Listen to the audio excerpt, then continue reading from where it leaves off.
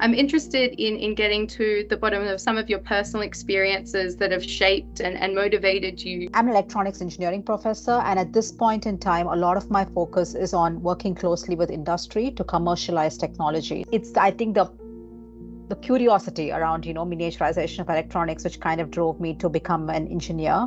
I chose to do electronics engineering, and I came here to do a master's back in 2004. And back then, my focus was just, let's do the master's, let's learn, how to do the hardware and things like that, and then go back to India and get a job.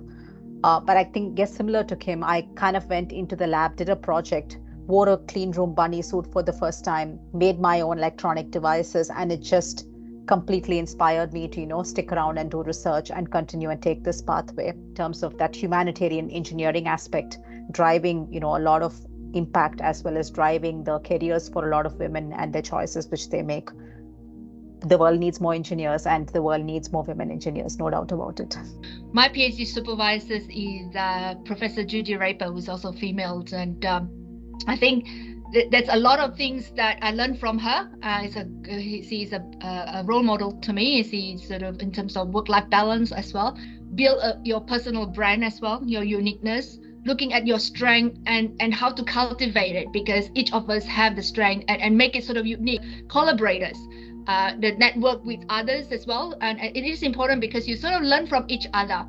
Sometimes we feel like we are competitor when we're working in the same field, but at the same time we learn from them as well. I also had a female PhD supervisor and also other colleagues as well in our group that I think, as well as focusing on your strengths, also really, I guess, set the example of pursuing what you think is valuable and important as well. So I think sometimes as an academic, you can get a little bit stuck in sort of trying to hit the KPIs of publishing journal papers or whatever, those kinds of things. But actually, being an academic and being a scientist, there's opportunities to have a much broader impact. You're so focused on those research methods and making sure the clinical trials are done the right way, the systematic reviews, and you kind of, it's a lot to take in, and you might lose touch with what the world actually needs. And that was an advice that I received from a clinician, was to make sure that I stepped out of my research bubble. And I think from Rose, Anna and Kim, the old saying that if you want to go fast, you go alone, and if you want to go far, you go together, is something that particularly as women, we need to continue to support and build up one another as well. Madhu, any pieces of advice that haven't already been mentioned? A bit of a different one, which is, if you don't ask, the answer is always no.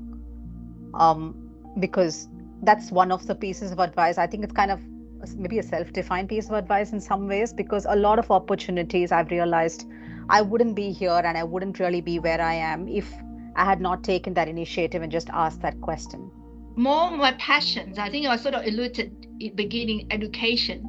I think this is very critical. I mean, without education, I will not be here today. So if I have this, infinite resources and time, I think that's the things I would like to invest into sort of giving more equity to girls. And this is not just, university, but primary school, give them the education, get the opportunity to be able to experience that, because that is their future. Without education, they don't have no future. So it is important. The one thing that I think is very hard, like especially if you love what you do, is to take a break. And if we take a break now, like, you just know that you almost like stress yourself out to get as much done as you can before you take a break, knowing that as soon as you come back, there will be 3 times as much that you just got rid of.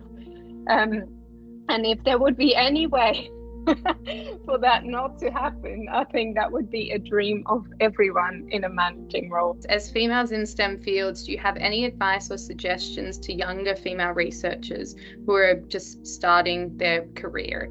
And how do you deal with the stress if you come across any difficulties in your career? And I might change that if to when you come across difficulties. Females miss out on a bit in their school and and just in general, there's assumptions and maybe they're just not given those opportunities. So I think even though you might feel like a bit of an imposter or whatever, just put your hand up for those opportunities to get hands-on and to do the technical things. You got stressed, one of the things is find those colleagues that you can talk to as well.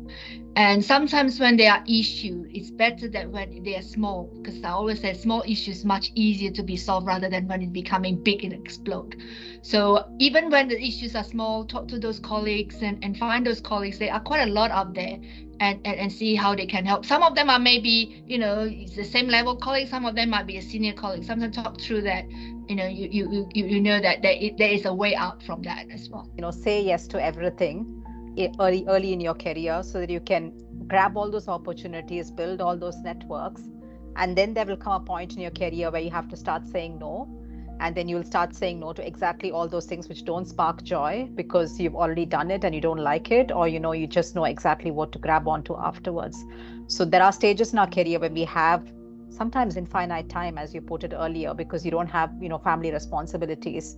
Maximize it at that point, because slowly things build on and keep adding onto your plate, and at that time it really helps to have that network of people around you, as Rose put it, those time management skills well in place, as Kim put it, and that's just the way you can keep strategizing yourself to success.